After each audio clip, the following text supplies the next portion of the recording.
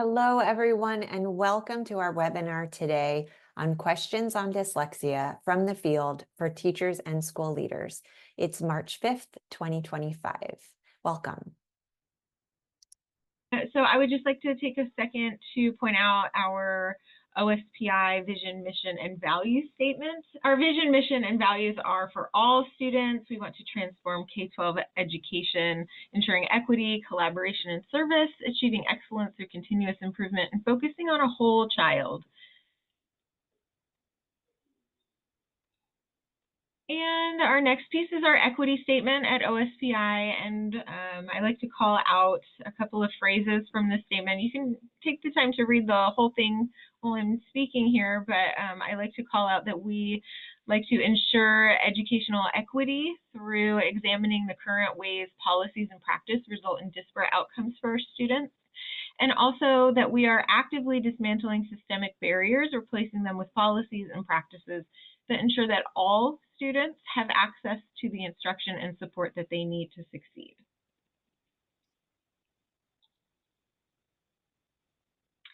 And so we have a strategic goal, and in Washington at OSPI, we're here to support and empower students, educators, families, and communities.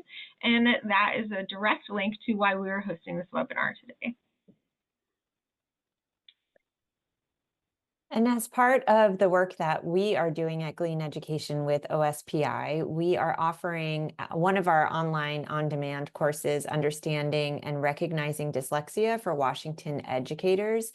This is an extension of the work we had done in the last 2 years with OSPI under their MTSS framework. And it's very exciting to be able to continue this work through Carrie and her team.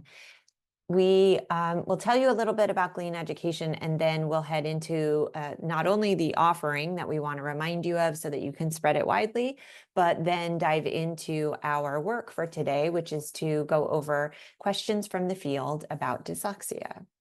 So we are Glean Education, and we partner with schools, districts, and states to deliver online training and web-based coaching.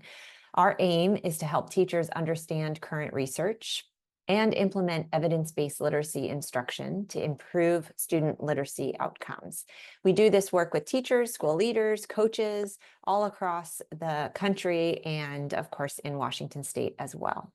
Let us know if you'd ever like to talk. You can get in touch with us by visiting our website, and the link was put in the chat. One really exciting offering that we have is a free opportunity for you and your colleagues to take our Understanding and Recognizing Dyslexia course. This course is free and funded by OSPI, so do take advantage of it and share it out widely. We have the link that we will put in the chat where you can sign up and feel free to share it with your district team. The only thing that you need to be is connected with a school district. So this is open to any parents, any child advocates, any teachers, school leaders, anybody on a school site that is connected with a student in a public school and interested in learning more about dyslexia. So please do enroll. You are eligible for 2 clock hours, and we'll be providing clock hours at 2 pivotal points. One clock hour administration will happen in about 10 days, around March 15th, and the next one will happen in June. And sometimes we'll do some in the middle if we get a big bolus of people needing their hours, but those are the 2 times that we will confer those hours. Want to just say a big and friendly welcome. So excited to have you here today, and thank you all for taking the time to learn with us. I want you all to take a moment to consider what compels you in this work. I know from the registration on Zoom that we had many people here that are signed up that are school leaders, some that are school psychologists, some that are teachers. You are all here for different reasons, and we'd love to hear what brings you here. So please share your name, your role, and 3 questions on your mind as you head into this webinar today. And we'll give you some time to share that.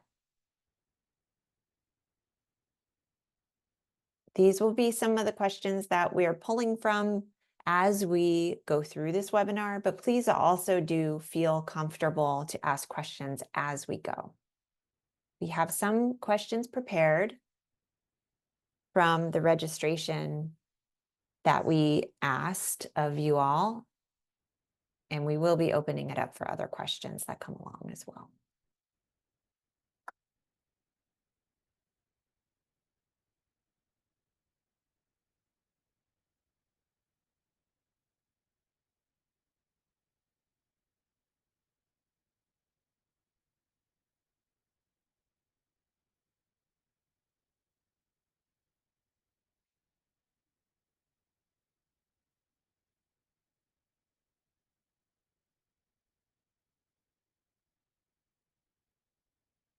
All right, so we're going to go ahead and get started. And feel free to keep adding things in the chat. We'll keep an eye on it as we go. This first webinar on questions from the field was aimed at school leaders. Of course, we have probably people from all over, all walks of education. One of the things we wanted to talk about to start is the importance of leadership in this work. So we'll start with a quote: "Leadership and learning are indispensable to each other." John F. Kennedy. And school leaders play a really tremendously important role in the work of advocating for students with reading difficulties, and the research backs it up. So this is a really interesting study I wanted to show you before we delve into questions, just to acknowledge the importance of having teachers and school leaders in these sessions and learning with each other. In this research article, the researchers studied the correlation between principal knowledge and effective intervention. The purpose of the study was to determine how different variables predict the school-based level of appropriate intervention given to students with dyslexia or reading difficulties in K-2 elementary schools. The results of this study found that a principal's knowledge and their beliefs about dyslexia and subsequent appropriate intervention positively predicted the school-based level of appropriate intervention for students with dyslexia. More specifically, the more they knew and the more accurate their beliefs were, the higher levels of appropriate intervention that were conferred. The appropriate intervention, importantly, was based on the recommendations of the National Reading Panel. So that's all 5 components of reading delivered in a systematic, sequential, and explicit approach. And specifically, intensive phonetic multisensory instruction that is essential for teaching students with dyslexia. So that's really exciting news, that the more you know as school leaders, as people that are involved in setting up the systems for your school community, the more impact you can have on the students who are struggling with dyslexia. So I want you all to kind of think about that as a frame as we head into the questions that we have today, and acknowledge the important work that we're all doing by setting aside this time to learn together. So we have a format to this webinar where we have some prearranged questions that we received from the field prior to this webinar, again, from registrants, including you, who have submitted these questions to us. And we will also have time at the end for questions that you raise as we go. So Carrie is going to be asking me the questions. We're going to respond. Some we have slides for, some we'll just be talking off the cuff about, but please also feel free to keep asking questions, and we'll be watching the chat for them as well. Great, sounds good. Thank you so much, Jessica. Our first question is, what are the core deficits or core skills that contribute to dyslexia? Yeah, great question that came from the field, and I appreciate also the additional wording that Carrie added in terms of the core skills. We talk about deficits because from a brain-based perspective, when the research is discussing what's going on with a student when they are struggling with acquiring text due to dyslexia or having difficulties with writing due to dysgraphia. We often talk about the deficits in processing speed or in some core skill areas. So that's why the word deficit may come up, because it's often what's in research. But I really like the way you said that, Carrie. I like the reframing of it as which skills are the ones that we're looking at. So it's a little less deficit language. So the core skills that we're looking at is phonological processing is one of the core skills. When a student has a deficit in this core skill, it can be a problem for them when they are learning to read and write. That's because phonological stands for language. Phonological is processing the language and the sounds of language. So that can be phonemic processing as well as phonological processing, but that kind of larger arching skill is shown to be one of the core issues. We also know from research, particularly Marianne Wolf's research out of Harvard, that there can be other skills that can contribute to reading difficulties. If a student has a deficit in rapid automatized naming, that means that they have a difficulty with the processing speed. Rapid automatized naming is the ability to rapidly name things in succession. So we can test this with having students name a series of numbers, letters, colors, or objects.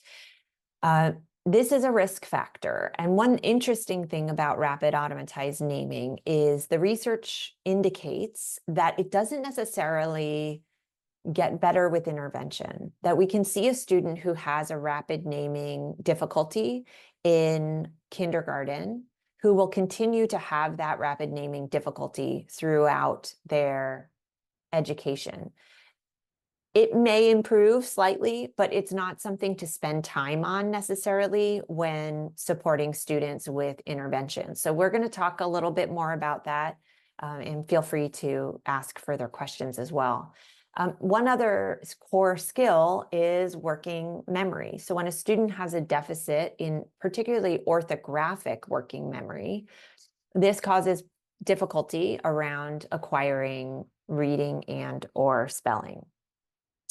Ortho meaning correct, like orthodontics, correct teeth, and graph meaning letter. So in students who have difficulty with orthographic working memory, they have a difficulty remembering the chunks, the correct chunks of language that they need to store in their short-term memory in order to, and long-term, to pull it out when they are looking to read and spell.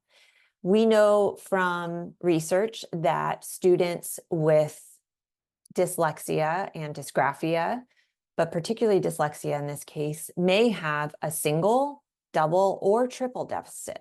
And this is where our spectrum comes in. Students may have a very mild case of a deficit that gives them a little bit of trouble in one of these core skills. On the other hand, there are students that may have a more severe situation where they have a single, double, or even triple deficit that makes their difficulties just a little bit more stubborn, is how I like to think about it. So we may know as interventionists, we may recognize those students who seem to know something one day, the next day they don't, or they learn something and then a couple weeks later it's gone again. It just creates a more kind of stubborn difficulty. Because dyslexia is often comorbid with dysgraphia, we wanted to show the core skills related to dysgraphia as well. And they're similar, they're overlapping, but they're not exactly the same according to research. There's a lot less research on dysgraphia than there is on dyslexia, but we do know that the core skill is actually the same: phonological processing, the ability to process language and the sounds of language. auditory processing, and that is the ability to process sound in general, not just language, but sound, is also something that research has shown in dysgraphia, as well as visual processing. Now, this is important that you know it's not vision, but it's actually the visual input that comes in from our eyes and goes into our brain. It's the way we process. So you might notice that in all of these are processing skills and the way we process information that comes to us. Again, here we can have a single, a double, or a triple deficit that contributes to the stubbornness of those difficulties. Great, thank you so much for that information. Our Sure. next question is, what does dyslexia look like in the classroom space? Yeah, great question. So we have a couple of, let me just make sure sound is activated so you can all hear it. We have a couple of examples, and of course, this is just one example of what it might sound like, but I want you to pay attention to what we hear because I think it's a nice representation of one common feature of students who struggle with dyslexia in the classroom. So let's have a quick listen. This is a student in 5th grade, and she's reading Rosie Revere, Engineer. Brilliant first flop. Your brilliant first flop was a rapping success. Come on, let's get busy. And on the next. She handed a notebook and Rosie Revere, who smiled at her aunt as it all became clear. Life might have its flutters, but this was not it. The true flutter can come if you quit. Okay, so before I dive into any explanations, I'd love to hear from people on the webinar what you saw. What came up for you as you were listening to that and that sweet little girl reading?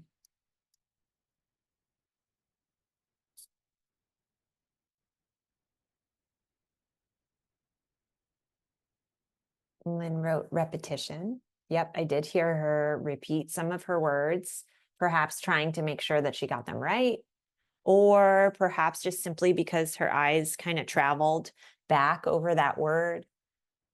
We're not totally sure, but you're right, I do hear that too. What else do you hear?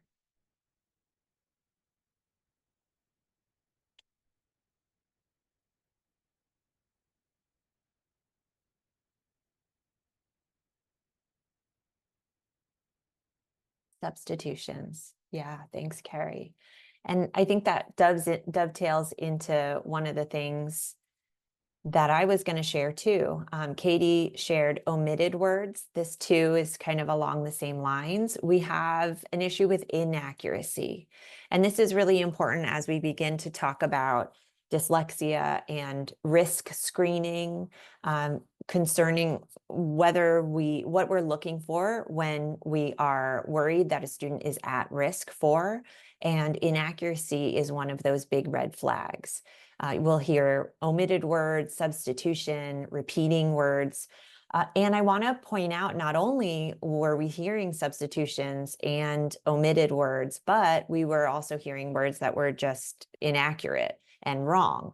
And one of the interesting things about this particular video, I think, is that it wasn't just wrong. One of the words that she read inaccurately was failures. And I don't know if you've read this book. It's a really sweet book if you haven't read it yet.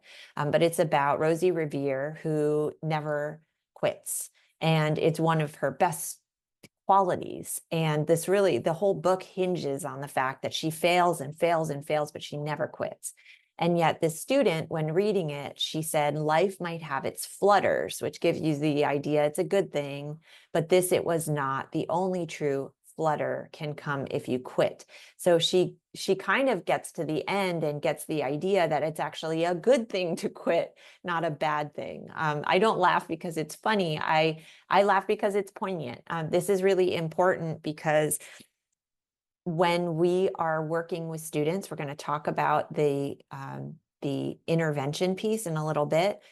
Talking about accuracy is so critical because one word, one missed word in a whole paragraph can take us really down a big side road that gets us to a place that we didn't Brilliant. want to be. First flop. Brilliant. All right, so that's dyslexia. Dysgraphia, what does it look like? We wanted to show you some examples that answer that question. This is what it can look like. So a lot of times I'll get teachers when we're doing coaching calls that will be like, take a look at this student. What do you think? And it looks like this. You know, it becomes pretty clear pretty quickly when students are not advancing as their fellow students are with regard to their orthography, the way they write their words and spell their words. You'll notice that there's this phenomena of floating margins that a lot of teachers recognize, and that's due to the visual processing deficits that the students might have within that skill area. Their visual input just processes differently, and they're unable to come back to the page and remember where they are.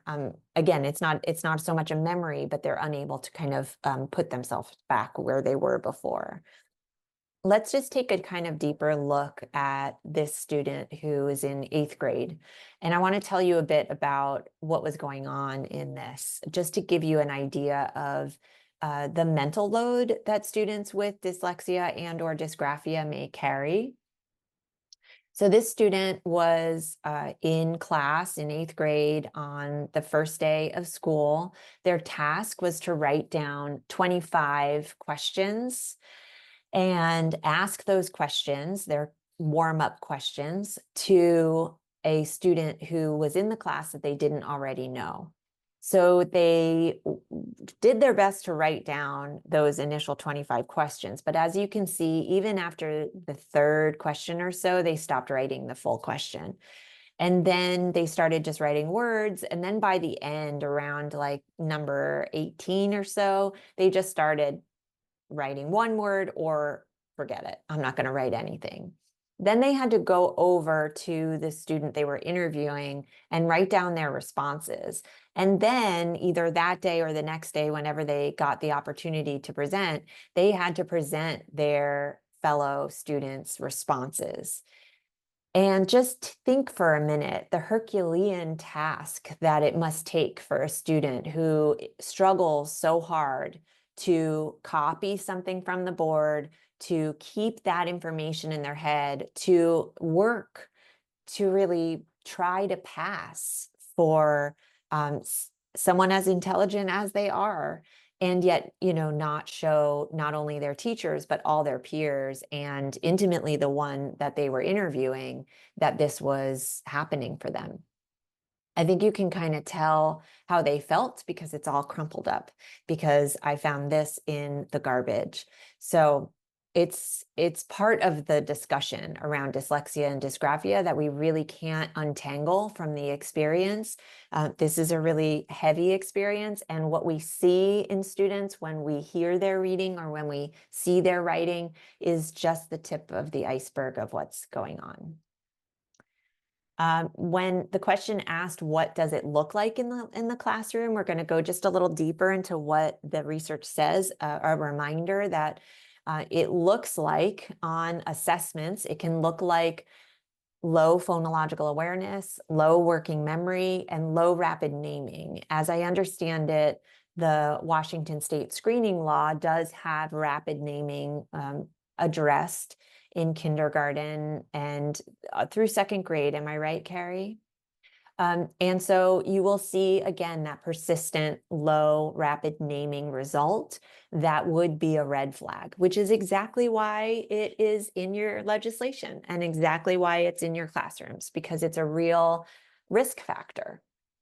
Keep in mind, too, that it's highly hereditary. So if you have a parent, you are 40 to 60% more likely to have dyslexia yourself. And if you have a parent and a sibling, you're 3 to 10 times more likely to have dyslexia. So consider whether a parent or family history screening is done as well, just to give you some more anecdotal evidence on what is happening and how we can catch those students early.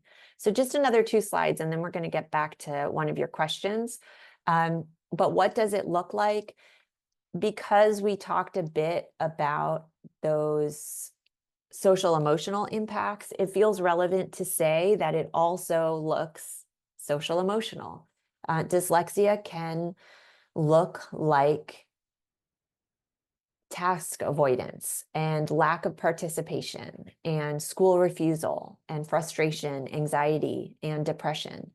And interestingly, I'm finding through the course of my decades in education that this seems to spike around 3rd grade. And I think there's a shift, a developmental shift, an emotional shift, as well as an academic rigor shift that really pushes kids to a place where they are outwardly struggling, at least in 3rd grade, but sometimes earlier. I love this quote, and I think it's important to keep in mind. Students with learning disabilities would rather be seen as unwilling than unable. And so you might hear from teachers, and you may even feel it yourself as a teacher or as a school leader, that you see a student who seems lazy, who seems like they're not putting the time in, who I've heard teachers say they just scribble and then go on to the next thing. The truth is, they may be working 10 times harder than the student next to them, but they don't want to show you that they're unable to do it. So it's an easier way to go about it, to pull the wool over your eyes and share that it's not something they're interested in doing, rather than share that they're not able to do it. So what is dyslexia and dysgraphia? Really boiling it down, it's difficulty. It's hard for them to read. It's hard for them to spell. It's hard for them to write. But look at all the great things that they can do. And that often, because of the way our culture is situated, with text being so critical to getting by, we often don't put emphasis on the things that really are incredible strengths, like spatial relations, math and science, engineering and architecture, entrepreneurship, public speaking, storytelling, creative arts, sports, visionary leadership, and thinking.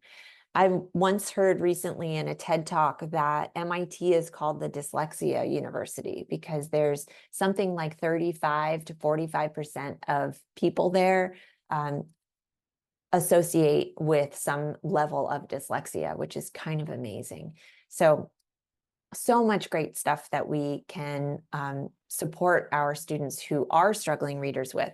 And soon we'll be getting to talking about intervention to hopefully reduce their struggles to begin with.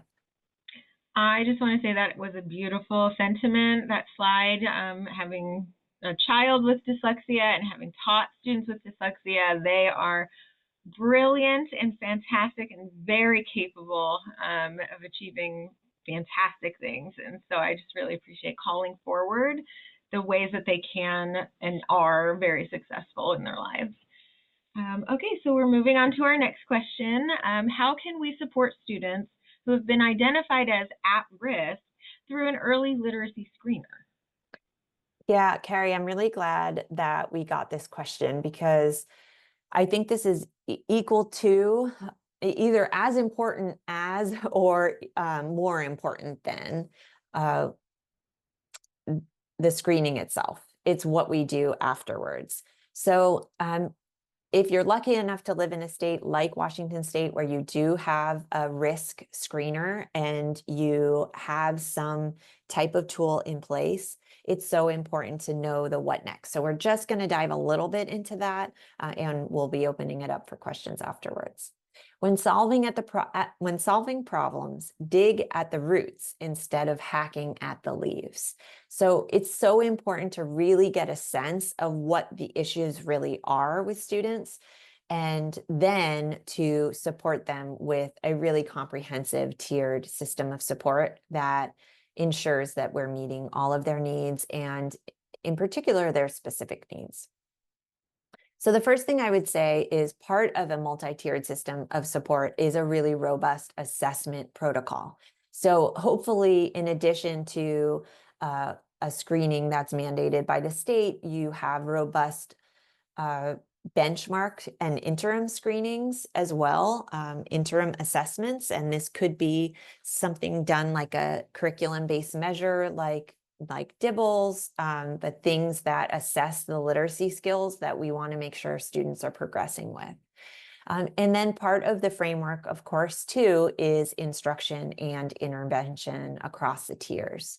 So this is something that I wanted to show you in California. Of course, you have them in Washington State as well, and we can update this with the Washington State MTSS work as well. So I'll hop past this, but I think the one thing I want to share is that it is this continuous improvement and many layers. We need to consider not just the systems that are in place, but ensure that we are really being intentional about implementation and improvement on top of it. So across the tiers, if we're looking at a traditional multi-tiered system of support, we want to really make sure that first and foremost, high quality instruction is happening at tier 1. So we have explicit, systematic, cumulative, differentiated, diagnostic, and responsive, even at tier 1. And in order to see whether your tier 1 curriculum is really strong, it could be useful not only to look at your instruction, but of course at the materials that you have to deliver your instruction. If we know that they are really sound and across the district, teachers are delivering a high quality evidence-based tier 1 curriculum with fidelity, and we are accounting for their direct, explicit, cumulative, systematic instruction that's happening, but students are still struggling, then there are 4 intensification dimensions that are suggested by research, particularly Sharon Vaughn's research out of UTexas at Austin. And she talks about the 4 intensification dimensions: group size, deficit alignment, dosage, and program. So let's kind of tease this apart a bit. When we talk about group size, the recommended research-based group size for intervention is 3 to 5 students.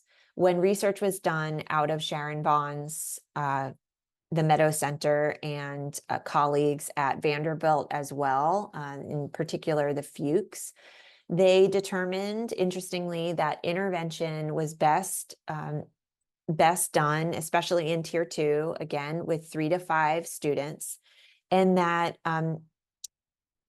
1-to-1 in this case, in tier 2, is not necessarily better than 3 to 5 students. However, both of those scenarios, 1-on-1 and 3 to 5, is much better than 1 to 10. So when you start getting over 6 students in your intervention classroom, your impact does degrade. So think about that. I know as a former interventionist, we had a lot of teachers that wanted us to take on more students, and that made sense because we were making progress with the students we had, and they wanted more of it. They wanted more students to get that support.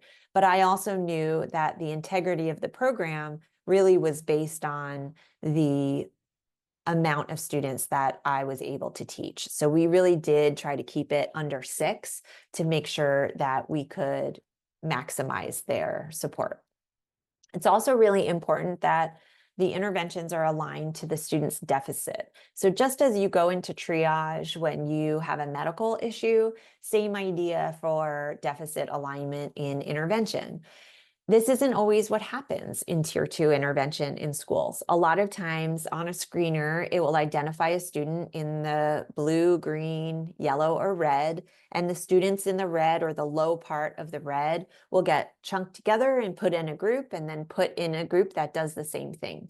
They're all reading aloud from a book, or they're all working on single word reading. But that's not always what each student needs. Just again, like if you were in healthcare and you go into a hospital, if you broke your leg, you don't need the same thing that someone who's having a heart attack is getting. You really need to know what it is they need, and then make the groups based on the targeted deficits or the targeted skill areas those students need support in.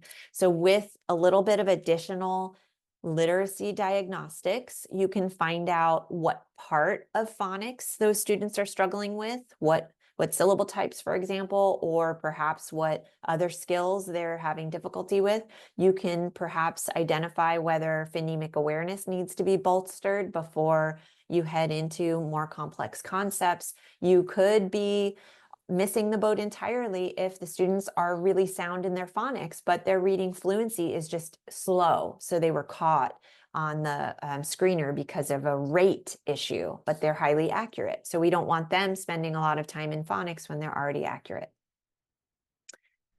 The other thing is dosage. So just like medication, how much we give is really important. Research-based recommendations is that this type of intervention at Tier 2 is delivered at least 35 minutes a day for at least 3 days a week, preferably 3 to 5.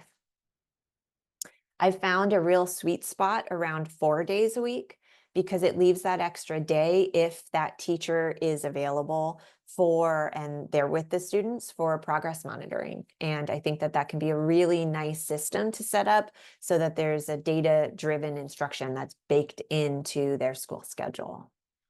And of course, the program that's selected. You may be an interventionist who has a program that's handed to you, and you are supposed to teach from it. And I would just recommend that you be aware of whether that aligns to the skill deficits of that particular group that you have, and advocate if it doesn't, and try to find something that better suits their needs. We have a little systems of support overview, and you may not need this tool, but maybe someone in your school district does. So we are going to pop the link in the chat, and please feel free to share it out. Gives you kind of an understanding of some of the essential components, a reminder of the group sizes, recommendations based on research, and the frequency, and some examples of interventions that can be attributed to those particular areas. Great, thank you so much for that additional resources. So our next question is, who can diagnose dyslexia? Well, that is a very good question. And we get this question all the time at Glean. I'm sure you hear it a lot at OSPI. And really, it's a question that is voiced around the country, and there's still lots of confusion over. So the first thing I want to reframe is the word diagnose. So let's kind of dive into it real quick. So we have the difference between identification and diagnosis. So I even went, because this question comes up, I went and actually researched the actual definition of these two terms to see if we can tease out the differences between the two, because I know the dynamics at the school site that lead to the confusion, and we're going to go into that in a moment. But I thought it might be helpful to just talk about the definitions first. So when we're diagnosing something, it's usually a medical doctor that diagnoses something, and it's the process of determining the nature and cause of a disease, injury, and disorder. Because doctors aren't often working in our public schools, and maybe never working in our public schools outside of psychologists, and we'll talk about that in a moment. Diagnosis is a tricky word in education because we're not in the habit of diagnosing as a result. And because this is really from the lens of education and from the lens of a school leader and what we need to know in our school sites, diagnosis is really not the perfect word for us to use. So the word that I prefer is identification. And identification is the act of recognizing or naming something. We do want to identify students, and that actually is baked into the law. Child Find is all about identification. It's about seeing who might struggle and making sure that they have the supports they need.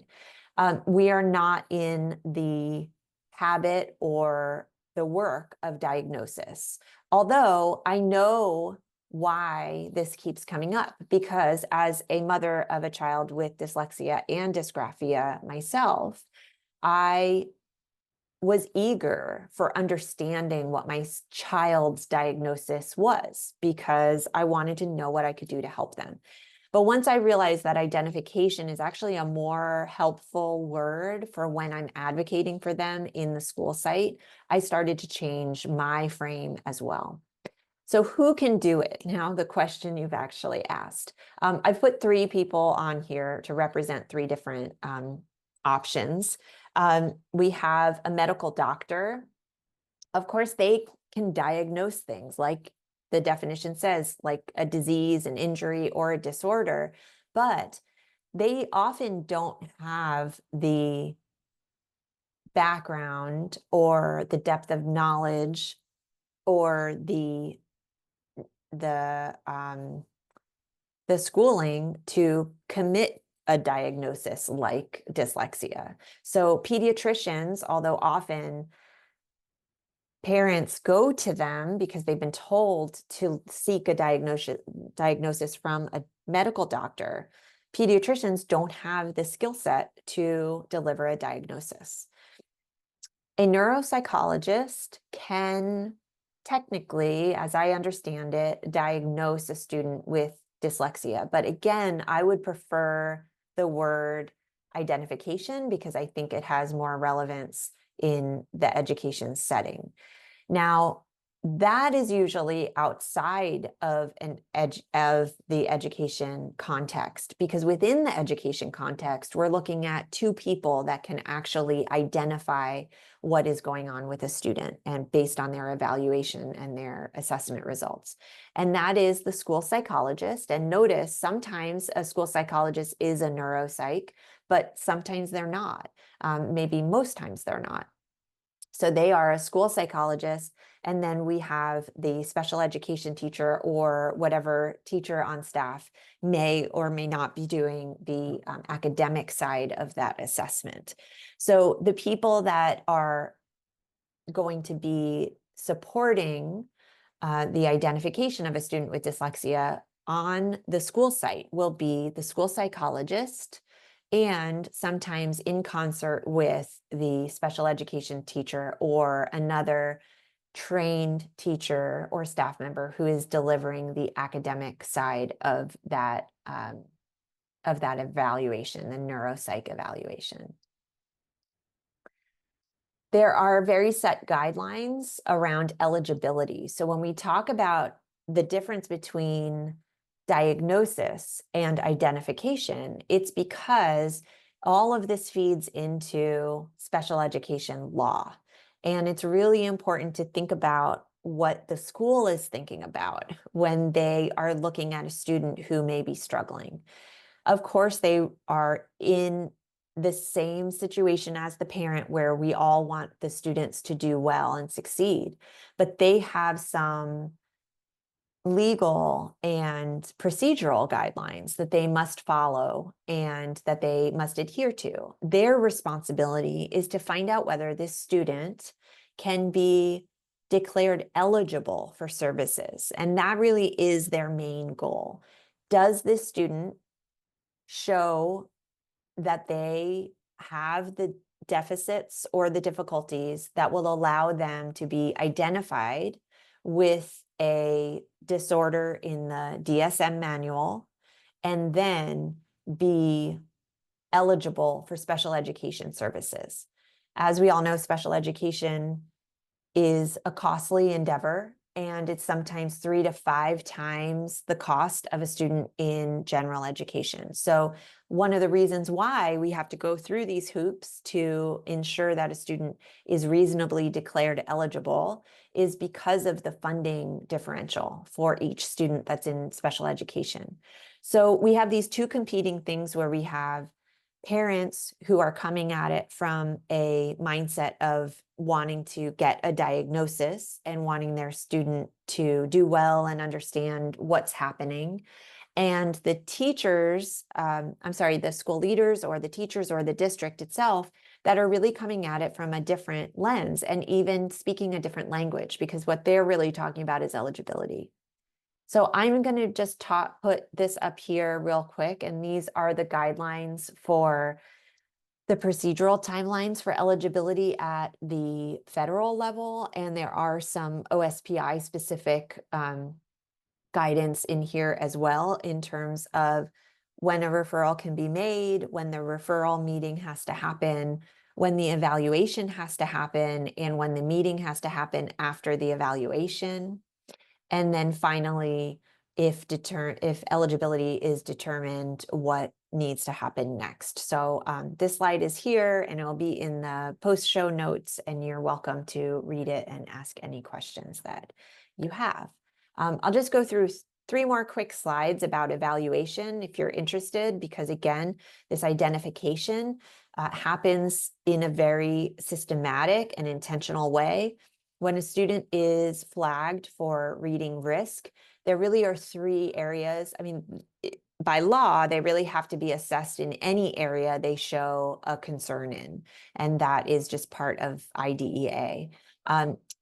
If a school psychologist is assessing a student for dyslexia, they should be assessed in 3 different areas: language, literacy, and cognitive processes. And so on the slides, you'll see a list of the language, literacy, and cognitive processes recommendations in terms of what should be looked at and what subtests are available. So this could be a useful tool if you're a school leader and you're trying to bone up on what there is to know about dyslexia evaluation past the screening, of course, but really once you're evaluating a student. And this could help you be informed to see whether your school psychologist and your special education teacher has the right skills that they're testing through the right subtests. So feel free to cross-check this evidence-based list. Lastly, and importantly, in order to declare a student eligible, we really can no longer use the discrepancy model between cognitive ability and student achievement. So we know that students with all levels of cognitive ability can be dyslexic or dysgraphic. And so we want to make sure and align with federal law that a student with low IQ is not declared ineligible because their IQ is low, because it's really not correlated with intelligence. So what evaluators have moved to, as opposed to the discrepancy model, is eligibility determination based on patterns of strengths and weaknesses. So looking at students' skills across all the measures they tested and seeing whether they have a pattern of strengths and weaknesses that are really unusual or concerning. They're really strong in certain things, and they are really low in other things. And this comes from the case against aptitude discrepancy in 1971, a really interesting case. So you might be interested in reading that in the future. But I do want to make sure that we save just a little bit of time for additional questions. So I'm going to move through that relatively quickly. Just know that this is a decision as part of the team, and it's not any one person that's going to be, again, diagnosing. We are looking for identification and eligibility determination. All right. If we want to keep going with this question for time, that's totally fine. Why Okay. don't we just say this last question and then we'll have about 5 or 6 minutes for Sure. other Yeah, questions. that sounds great. So our next question is, can we say dyslexia on an IEP? Yes, you can say dyslexia on an IEP. I feel like in Washington State, you all have moved into a space where a lot of people know this already, but it's always worth saying it again.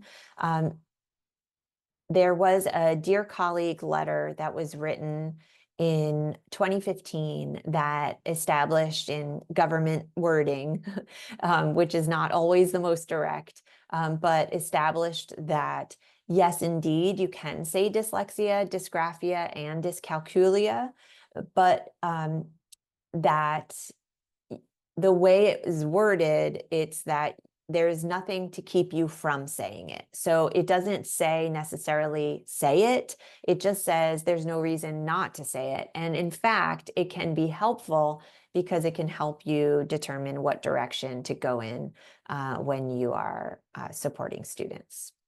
So yeah, now, Carrie, I think we can turn it over to questions that the audience has had for our final couple minutes. How does that sound? That sounds great. So any questions that have come up or questions that you maybe came here to the session with and didn't hear a response to, please feel free to get those questions in the chat and we will address those. Carrie, I saw one question about accommodations that we can address. Oh, yes, I did write that down. Oh, perfect. Trying to find it. So I think there was a question that came in earlier about how to support older students who were not identified as being at risk or showing indications of dyslexia at the early grades. So now they're an older student, and how do we find effective accommodations for them? Yeah, and so there's a couple layers to this response. Accommodations in the strict kind of law of the word will not apply unless a student has an IEP. But as any good teacher that's in a room and wanting to kind of align with universal design for learning and remove barriers to ensure your student can access at their intellectual capacity, I think that it's a critical aspect of any good teaching to have accommodations in your classroom. So I think in my experience, in my work, the best type of accommodations that we can offer students who struggle with reading and writing, whether they've been diagnosed with dyslexia, whether they've been identified as a special education student or not, is speech to print and print to speech. That really off the top of my head is so incredibly helpful. There is a tool called, and now I can't think of it, it's an app. It's going to come to me. It's an app that you can take a picture of any PDF and it will read it out loud to you. And this particular app will read it in Snoop Dogg's voice, Gwyneth Paltrow. I know my high schooler really loved that. It makes biology homework really interesting when Snoop Dogg is reading it to you. It's a really wonderful resource, and I'll grab it before we leave today to make sure that you have that. So something that allows them to be read to is hugely helpful.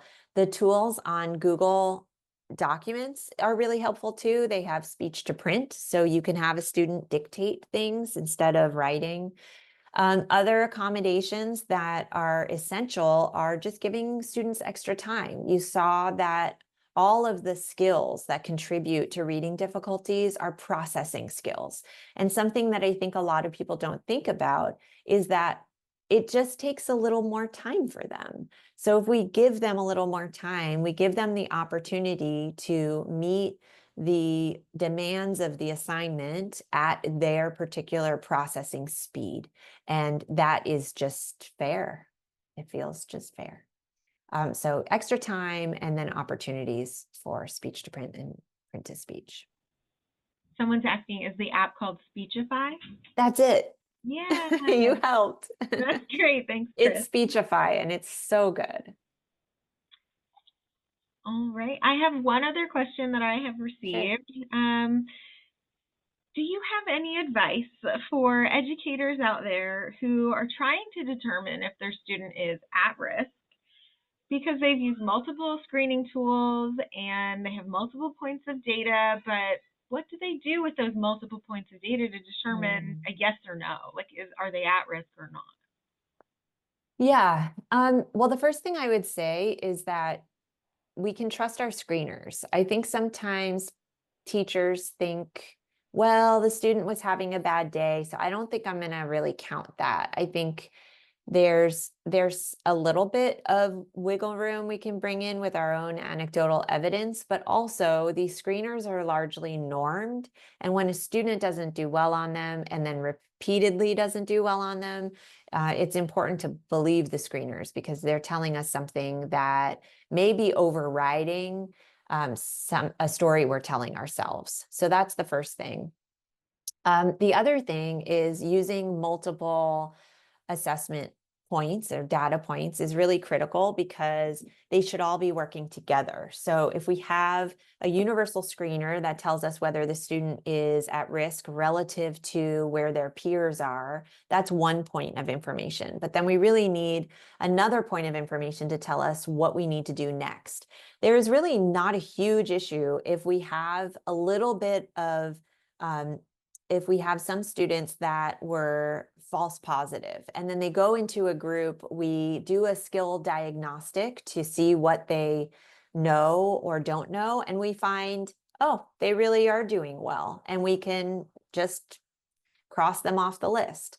So a follow-up diagnostic, a phonics screener, a phonological awareness screener, reading fluency tool to find out whether accuracy or rate is their issue, a comprehension screener, perhaps a vocabulary screener, morphology. These are all kind of things that you can layer on to better understand where the skill targets are and what that student may need.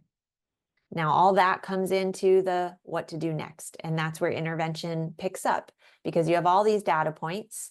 You start your intervention groups and then you do it again in a couple weeks to make sure those students are making progress. That makes a lot of sense considering the question that we just had previous to that. So how do we find effective Mm, strategies that can really support a student? It's about knowing what to target and what skills they need support in. And so I think the diagnose or the screening tools can help you kind of hone in on what will be effective for that individual. agreed. Yeah. Well, I didn't Great. see any other questions coming in the chat box, but those were two excellent questions.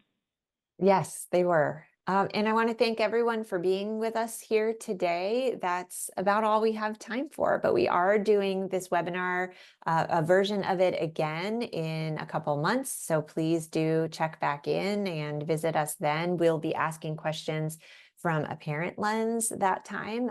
So we welcome you and we'll be excited to see you there. And thank you for taking the time to learn with us today. Thanks, everyone. Take care. Thank you.